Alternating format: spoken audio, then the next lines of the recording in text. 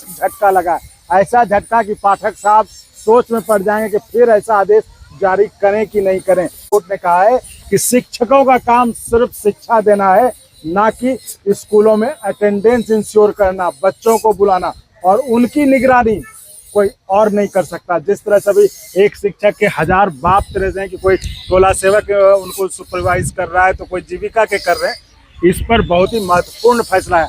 जो इसमें पिटिशनर थे परिवर्तनकारी प्रारंभिक शिक्षक संघ, जो इसमें पीपीएस बिहार के नाम से जाना जाता है, इसमें इन्होंने ये याचिका डाली थी राज्य सरकार के आदेश के खिलाफ। तो आज उनको जीत मिली है और ये फैसला एक नजीर बनेगा कि अब जो पाठक ऑर्डर दे रहे हैं, रोज फरमान जारी करते हैं, इस फैसले के बाद कहते हैं कि शायद अवमानना का भी मामला दायर हो सकता है। तो क्या था मामला और क्या हुआ कोर्ट में, हम वो समझते हैं पीपीएस बिहार के अध्यक्ष बंशीधर ब्रजवासी जी से। तो सजी स्वागत है अनुवानित पर। धन्यवाद। अरे बधाई हो आपको, आज तो कोर्ट में आपने पताका लहरा दिया। देखिए, हमारी जो लड़ाई है शिक्षकों के मान सम्मान की लड़ाई है। शिक्षकों के सम्मान पर जब जब सरकार या सिस्टम अगर आंच लगाएगी, उठाएगी, तो ऐसी स्थिति में हम कोर्ट में आते रहेंगे और लड़ते रहेंगे जो संवैधानिक फोरम है वहाँ पर। इसकी सुनवाई करते हुए उच्च न्यायालय ने हमारे याचिका को स्वीकार किया और कहा कि नहीं, ये बिल्कुल सही बात है, शिक्षक का काम पढ़ाना है, शिक्षक का काम बच्चों की उपस्थिति सुनिश्चित करना नहीं है। और जीविका की जो दीदियां हैं या स्वयं सहायता समूह की सदस्य हैं और यह तो एक एनजीओ है, जीविका एक एनजीओ है, तो गवर्नमेंट ऑफिशियल्स पर आप एनजीओ को कैसे आप इम्पोज कर दे सकते हैं, उसका सुपरवाइजिंग अथॉरिटी को कैसे बना दे सकते हैं। तो इसी मामले को लेकर हाई कोर्ट में बिहार सरकार हार गई और हम केस जीत गए थे। उसके बाद में सरकार हाई कोर्ट के आदेश को चुनौती देने के लिए सुप्रीम कोर्ट आ गई और सुप्रीम कोर्ट में एसएलपी दायर कर दिया था और आज उसी एसएलपी की सुनवाई हुई है। इसके पहले 19 फरवरी को सुनवाई हुई थी और 19 फरवरी की सुनवाई में भी उस दिन भी जस्टिस ने कहा कि हम आपके इस एसएलपी को खारिज करते हैं, तो समय ले लिया था 1 सप्ताह का। तो फिर आज सुनवाई हुई है और उसी सुनवाई के क्रम में माननीय सर्वोच्च न्यायालय ने कहा कि आप अपना पिटीशन विड्रॉ करेंगे, एसएलपी विड्रॉ करेंगे या मैं डिसमिस करूं, तो वह डिसमिस कर दिया। क्योंकि विड्रॉ कर लिया इसलिए डिसमिसल फॉर विड्रॉल हो गया।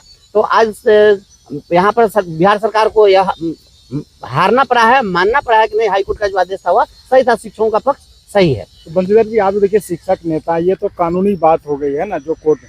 अब थोड़ा जो शिक्षक समझ जाए जो थोड़ा सा, तो उस लहजे में बता कि इस फैसले का मतलब असर क्या पड़ेगा। इस फैसले का असर तो यही होना है कि अब कोई भी जो आदेश एकदम ब्लाट निकाल दिया जाता है हमेशा की स्कूलों का निरीक्षण ये करेंगे वो करेंगे। अभी भी के पाठक जी का आदेश निकला हुआ है जिसमें उन्होंने कहा है कि आंगनवाड़ी में क्या बोलते हैं, इंदिरा आवास सहायक, टोला सेवक, तालीमी मरकज स्वयंसेवी, सारे मैंने जितने कर्मचारी हैं, लेखापाल, सबको लगा दिया, शिक्षा विभाग के लिपिक से लेकर सबको, तो ये जो लगा दिया गया है।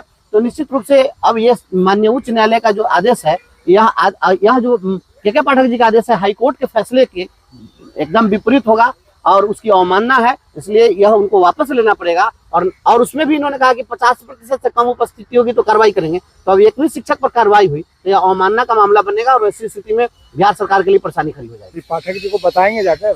पाठक जी को हम क्या बताएंगे, उनके तो सुप्रीम कोर्ट के जो एडवोकेट होंगे उनको कम्युनिकेट कर दिए होंगे।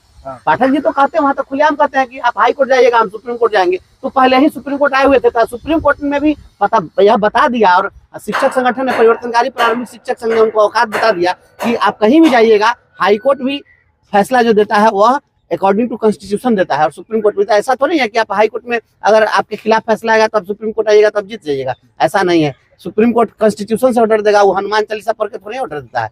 तो हाई कोर्ट भी जो आदेश दिया है वो कॉन्स्टिट्यूशन के अकॉर्डिंग है और ये मानना पड़ेगा सभी लोगों को। नहीं मानेंगे तो हम कंटेम्प्ट दायर करेंगे। आज कितने खुश हैं आप? आज आपको लगता है कि बहुत बड़ी सफलता? निश्चित रूप से हम यहाँ 2016 से लेकर के और आज तक निरंतर हम लड़ रहे हैं, लगातार लड़ रहे हैं और हम यह बताना चाहते हैं, आज हम सुप्रीम कोर्ट के मीडिया ग्राउंड से हम अपने तमाम शिक्षकों को बताना चाहते हैं कि आपके सम्मान में हम हमेशा खड़े हैं। शिक्षकों के सम्मान पर जब भी आंच आएगी मैं मुस्तैदी के साथ खड़ा रहूंगा, चाहे इसके लिए कोई भी होगा उससे हम टकराने के लिए तैयार हैं। क्योंकि हम लोग कानून को मानने वाले लोग हैं। असंवैधानिक आदेश पारित करने का किसी को कोई अधिकार नहीं है। कोई अगर एडिशनल चीफ सेक्रेटरी हो जाए या चीफ सेक्रेटरी हो जाए, वो संविधान से ऊपर नहीं हो सकता है। देश संविधान से चलेगा, किसी का मौखिक फरमान से नहीं चलेगा। आप अक्सर मोगेम्बो कहते रहते हैं, तो आज सुप्रीम कोर्ट को, तो सुप्रीम कोर्ट ने तो बता दिया कि कोई मोगेम्बो नहीं है। किसी की मोगेम्बोगिरी नहीं चलने वाली है। यह कॉन्स्टिट्यूशन मोगेम्बो होगा इस देश में ना। कि कोई मोगेम्बो बनना चाहेगा तो मोगेम्बो को यहाँ पर औकात बता दिया जाएगा। वकील वरुण कुमार सिन्हा जी से बात करते हैं। वरुण जी, स्वागत है। क्या हुआ आज कोर्ट में? शिक्षा विभाग को कितना बड़ा झटका है ये? देखिए, आज का जो फैसला है माननीय सर्वोच्च न्यायालय का, वो फैसला है कि 2016 में शिक्षा विभाग ने एक मॉनिटरिंग कमेटी जीविका दीदियों के माध्यम से बिहार के जितने प्राइमरी और सेकेंडरी स्कूल्स हैं उस पर सुपरविजन करने के लिए वहां के हेडमास्टर और टीचर्स पर किस तरह से एक उनके ऊपर एक बॉडी के रूप में काम करने के लिए अधिकृत किया था। वह जो सरकार का जो शासकीय आदेश था उसको मैं धन्यवाद देता हूं परिवर्तनकारी प्रारंभिक शिक्षक संघ के अधिकारियों को मैं धन्यवाद देता हूं कि उन्होंने सरकार के उस फैसले को, उस नोटिफिकेशन को माननीय उच्च न्यायालय में चुनौती दी। माननीय उच्च न्यायालय ने कहा कि शिक्षकों के ऊपर जीविका जैसी एनजीओ के पदाधिकारियों को या उनके सदस्यों को नहीं बैठाया जा सकता है, और ये जो फैसला है बिहार सरकार का, खासकर शिक्षा विभाग का, वो बिल्कुल गैर कानूनी और असंवैधानिक फैसला है, यह करार देते हुए उनके उस नोटिफिकेशन को निरस्त कर दिया। जिस आदेश को चैलेंज करते हुए बिहार की सरकार माननीय सर्वोच्च न्यायालय में 2018 में आई। 2018 से मामला माननीय सर्वोच्च न्यायालय में लंबित थी। मैं बताऊं कि एक सप्ताह पहले यानी कि पिछले सोमवार को उस मामले की सुनवाई माननीय सर्वोच्च न्यायालय में हुई। उस वक्त माननीय सर्वोच्च न्यायालय ने बिहार सरकार के वकील से प्रश्न किया कि साहब, किस तरह से एक एनजीओ के पदाधिकारियों को बिहार के स्कूलों में सुपरवाइजरी या मॉनिटरिंग कैपेसिटी में भेजा जा सकता है, जब शिक्षा विभाग में उसके हेरारकी है ऑफिसर्स की, जो स्कूल के अफेयर्स को मॉनिटर करेंगे, टीचर्स को मॉनिटर करेंगे, उसके लिए नियम, संनियम, विनियम सारे बने हुए हैं।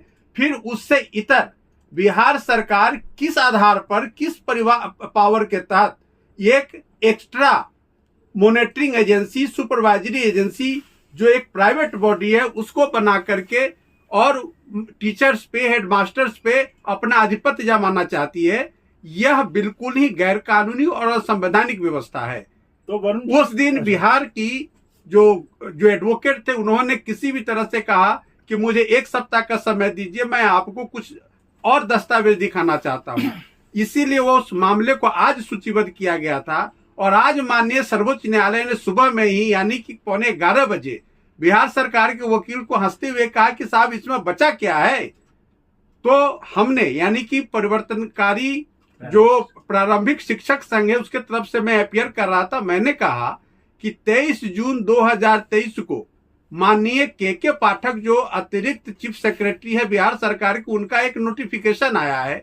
उस नोटिफिकेशन के माध्यम से एक तरह से तो उन्होंने पहले वाले को रद्द कर दिया, साथ ही साथ यह भी एक गैर कानूनी नोटिफिकेशन निकाला है जो कि कानून सम्मत नहीं है। माननीय सर्वोच्च न्यायालय ने इतना सुनने के बाद बिहार सरकार के वकील को स्पष्ट कहा कि या तो आप अपना याचिका वापस लो वरना मैं डिसमिस कर दूंगा।